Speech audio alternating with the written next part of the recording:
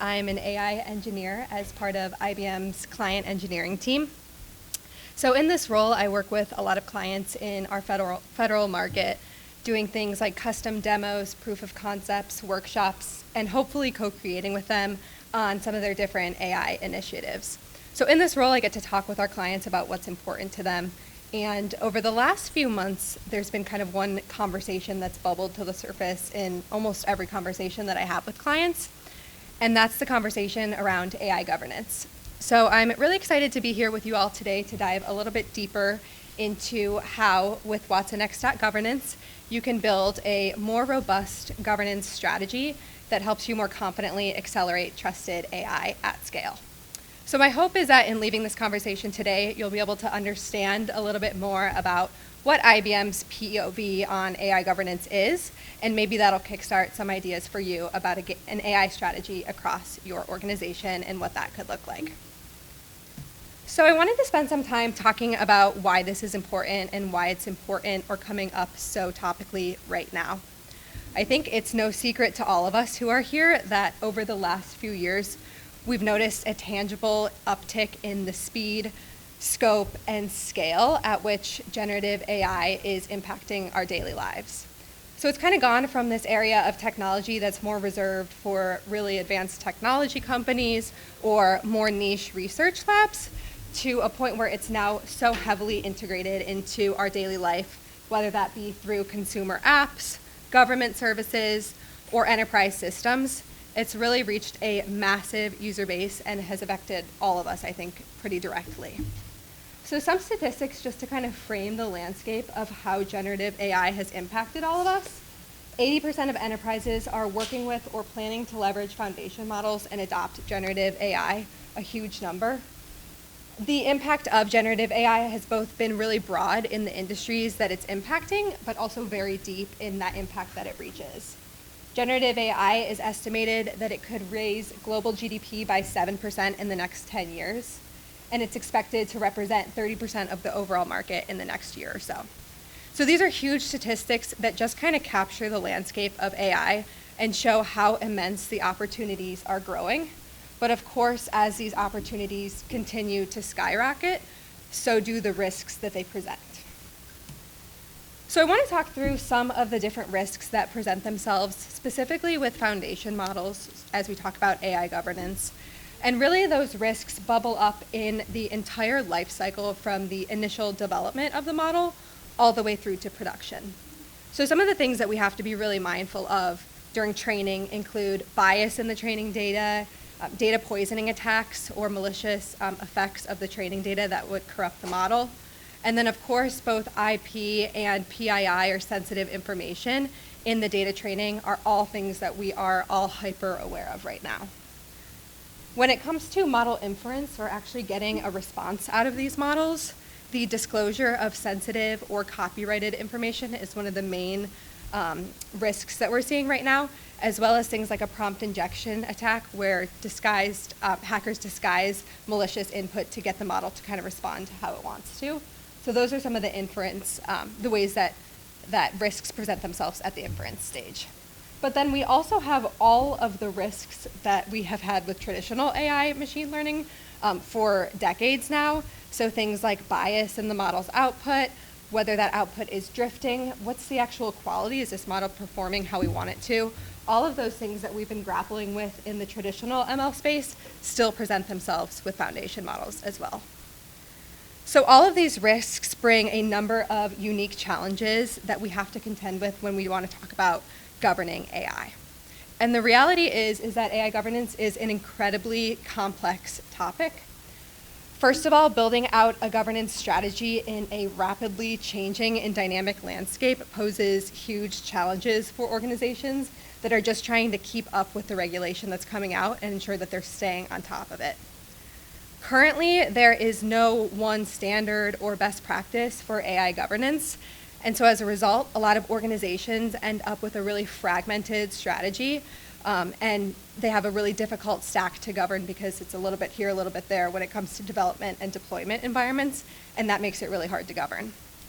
There are open source solutions that exist out there that can be really good, but oftentimes they're primarily aimed at a persona like a data scientist or a coder who has a technical skill set. And that makes it a little bit difficult for non-technical stakeholders to be able to understand exactly what's going on in the governance stack, and further kind of hinders the collaboration between technical stakeholders and subject matter experts. And then the last piece of this entire puzzle is that the governance needs vary both between organizations. So what works for one organization might need to look a little bit different at another's, but also within stakeholders of those same organizations.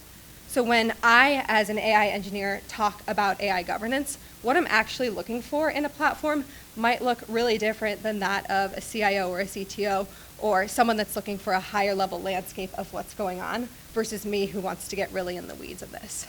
So then all these different stakeholders have a different idea of how AI governance should be built out across the organization. So that kind of leads us to the question, which is how can we more confidently move forward in unlocking all of these potentials that generative AI offers us, while also ensuring that we have a robust strategy in place to enforce policies that help us mitigate these risks? As you may have guessed, that answer is specifically what Watsonx.governance is designed to do. So Watsonx.governance is IBM's platform for building out an AI governance strategy. It's what we've used to help build and scale AI across our organization, but really it's designed to bring all of those unique needs into a comprehensive and unified AI governance platform. So when we talk about governance at IBM, we boil it down into three main pillars that we try to hit on when we build out a governance strategy. The first is lifecycle governance. So this is all about the automatic capture of metadata as models are being built and developed from production all the way through to development. So this is ensuring that you're able to capture that metadata at each stage and then make it available to stakeholders that need to consume it. The second pillar is around risk management, and risk management is all about the continuous monitoring of your models from day one development all the way through to production, and is geared at managing and mitigating risks that pop up, again, from things like bias, fairness, drift, quality, essentially just making sure that your models are performing as you intend and expect them to. And then the last piece is the piece of regulatory compliance. So regulatory compliance is all about adhering to the standards that are popping up globally and translating those standards into enforceable policies in your organization. I think it's pretty a little more straightforward to understand how lifecycle governance and risk management fit into a technology platform, but oftentimes where people need the most help or spend the most time is understanding how regulatory compliance can be translated into a technology stack. So to that end, I'm going to spend the next 10, 15 minutes focused on the regulatory compliance side of things. And then directly after the session here at 2:30 ends, my colleagues Gretchen and Jordan will be able to dive deeper into the lifecycle governance and risk management pieces. So to that end, I just wanted to do one final slide to frame the Watsonx governance perspective on regulatory compliance. At the bottom of the screen here, you can see a timeline. It's kind of small, but starting in 2017, some of the global regulation that has popped up, starting in the Canadian AI strategy and Japan's AI technology strategy, those regulations, and now all the way back to 2024, where we have the United States AI Bill of Rights, New York City's AI hiring law, and more recent regulation that's popped up. And this just shows you how dynamic the landscape of policy is. Things are popping up left and right, and we need to have the ability to be able to keep track of those and ensure that the technology we have in place supports those as they arise. So to do that, Watsonx.governance is really focused on driving model explainability. So it's focused on automating the translation of these regulations into enforceable standards and policies so that you can track the provenance, document your model performance against KPIs, and then, as you'll see in a second here, visualize all of that in an easy-to-digest dashboard. And then in doing so, you're able to more efficiently process the large volumes of regulations that are out there and ensure that your stakeholders have the information that they need to adhere to this compliance. So without further ado, this is kind of the framing of the discussion, and now I want to jump into a demonstration that'll show you some of this technology in action and what this actually looks like so that you can start to envision how a platform like this would allow you to build this out at your organization. So jumping over to, let's see, where'd that go? Just lost my screen. Give me 1 second. First rule of a demo is that something always has to go a little bit wrong, but we'll get it loaded back up. So this is our Watsonx governance console, and it's a platform that integrates an entire governance, risk, and compliance suite into a really nice and digestible format for different stakeholders to understand the way that AI is being implemented across the organization. So here on the home page is a dashboard. It's a dashboard that comes out of the box, but that could be completely customized based on the metrics or information that's most important to your organization.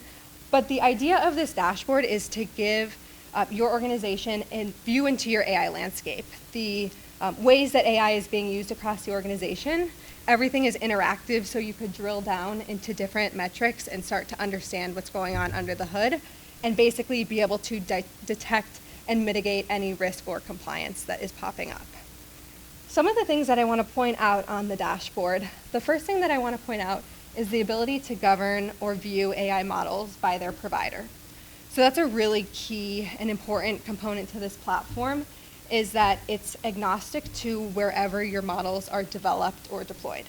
So we understand that most AI strategies leverage models from a number of different providers, and you need to be able to bring those into a central place and not essentially be locked into one provider, but rather bring everything into one platform and be able to govern it in a central repository. So you'll see in this chart below here, we have models from Amazon, Microsoft, Databricks, Hugging Face, all sorts of providers that you're familiar with working with, I'm sure, that we can bring into the platform and still build out governance around. You're also able to tag models as compliant or non-compliant, so you're able to keep track of, that's something you can see up in the top right corner, so you're able to keep track of models that might have a change in their compliance status and ensure that you're taking the appropriate action to do so, or to get rid of those models. So now digging into what we call AI use cases, so you can get a little bit deeper understanding of the types of metadata that we capture in the platform and how you can work with it. Our use case inventory is the inventory of all the different ways that AI is being utilized across your organization.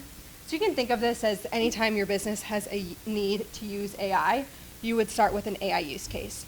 And that use case could have one or several models or approaches that you use that are tracked within the use case that you're able to capture metadata about.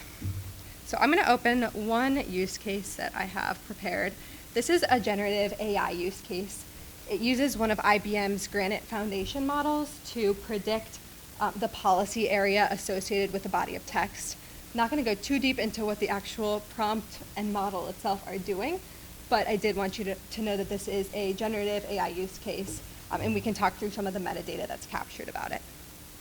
So essentially what this model card is doing is capturing information about the model to help and arm stakeholders with the right information that they need to be able to govern these assets appropriately.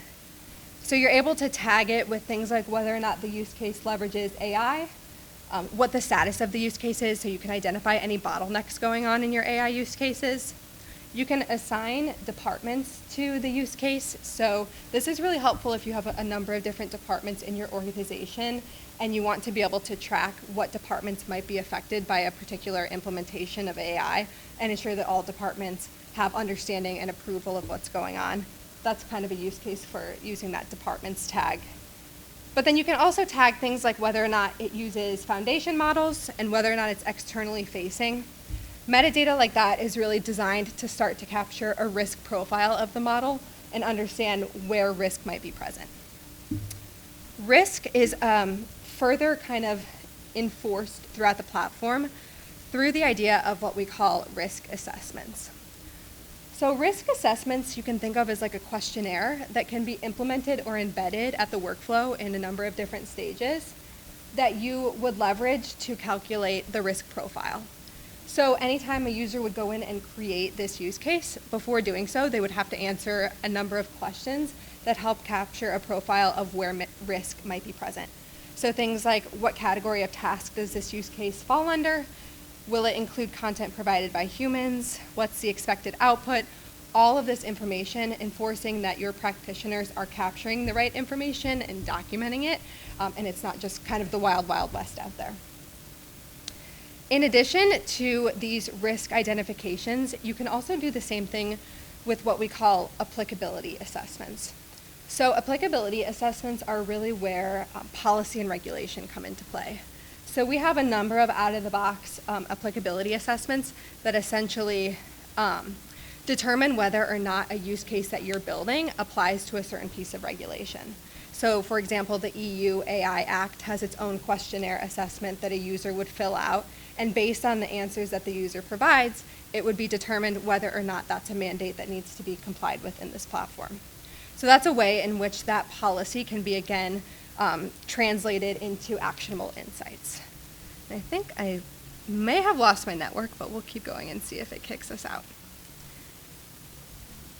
If not, I have a screenshot. Let's do that.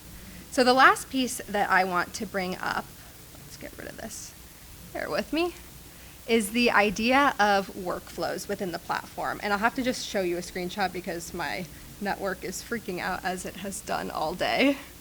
But essentially, we have this concept of workflows within the platform. It's like it never happened.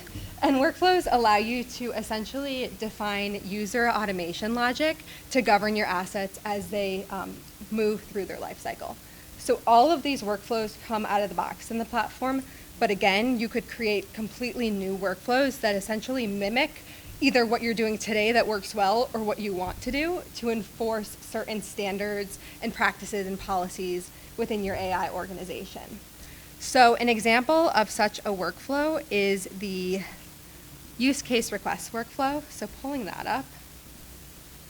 This is a use case request workflow, and this is something that's automatically kicked off anytime a user wants to create a new AI use case. So rather than, again, anyone just being able to go into the platform and create a use case anytime they have something that they want to build, this workflow is kicked off and ensures that these steps are followed in this order and assigned to the appropriate stakeholder throughout every step of the way. Again, it's all driven by automation logic, but you have a nice graphical builder to kind of build those out. So you'll see for this use case, anytime it's kicked off when someone creates a new use case, it goes to the use case data gathering stage, where the owner of the use case would be responsible for filling out some of those questionnaire assessments you just saw, certain metadata, capturing the right information that a stakeholder would need to then either approve or ask for more information about the use case. Once it goes to initial approval, that person would review all of that metadata, pass it on to the stakeholders that we tagged with so that all the stakeholders have an idea of what actually is being built, and then the stakeholders would be responsible again for making that final review. So I hope that you can start to envision the ways in which this technology is set up to enforce those policies, standards, and regulation, and make the landscape of AI just a little bit more regulated within your organization.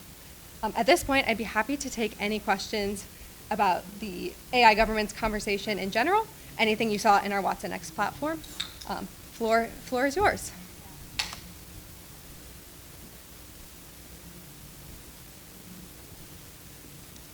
Maybe I just did that good of a job. Is AI governance, does anyone want to kind of share if AI governance is something that you're working on within your organization, if it's something that's kind of already being built out or something that you're looking to build out? Curious kind of where the room stands on their governance strategy, if anyone feels brave enough to share. Yeah.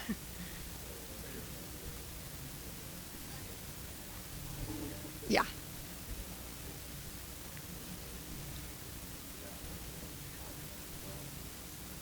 Yes. Yes. Yeah, that's a great question, yeah. So while a lot of it is designed to be in line with things that are already out there, everything is completely configurable to your organization. So if you're a smaller organization that has specific things that are important to you that might not yet be influenced in everyday policy from a larger organization, you could tailor all of this to just be exactly what you need it to be. So configurability is a really key component, I would say, of this portion of the platform. Any other questions?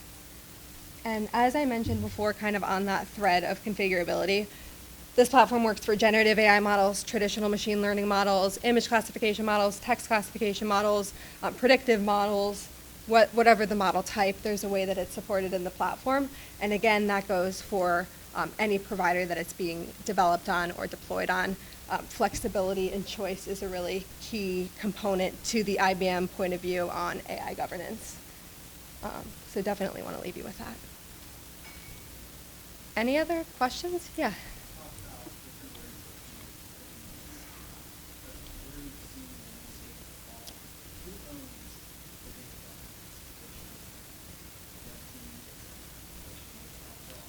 Yeah.